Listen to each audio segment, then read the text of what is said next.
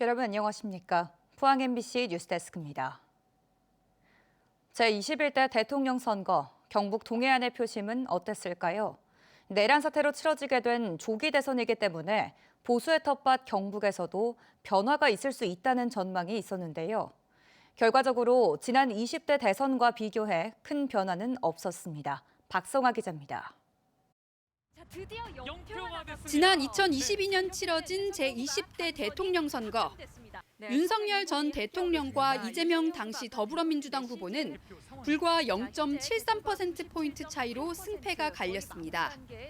하지만 보수의 텃밭 경북에선 86만 표, 약 49%포인트의 큰 격차를 보였습니다. 이후 지난해 벌어진 비상계엄 사태와 대선 후보 선출 과정에서 여과 없이 보여준 국민의힘 당내 갈등으로 일각에선 보수 지지세에 변화가 있을 수 있다는 분석이 나왔고 민주당은 득표율 30%를 목표로 내세웠습니다. 30% 넘는 결과들이 그래도 나오고 있다 보니까 대구도 변하고 있구나.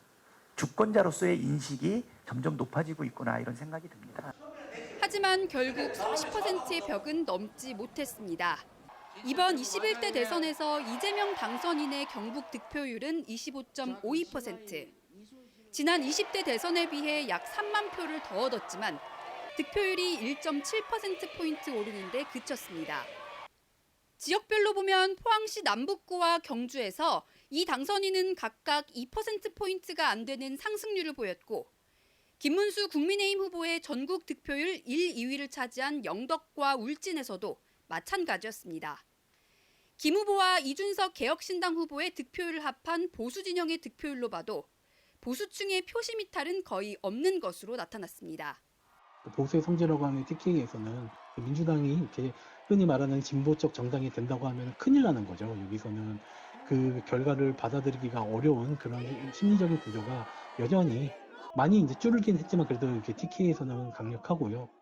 계엄에 찬성한다든지 이런 것으로 해석해서는 안 되는 것 같고 오히려 대통령 탄핵을 겪으면서 이 국면이 끝났다고 보고 역시 어떤 기존의 보수적인 투표를 했는 게 아닌가. 국민 통합을 최대 목표로 내건 이재명 정부. 국가의 분열과 갈등을 해결하고 진정한 통합을 이룰 수 있을지 앞으로의 행보가 주목됩니다. MBC 뉴스 박성아입니다.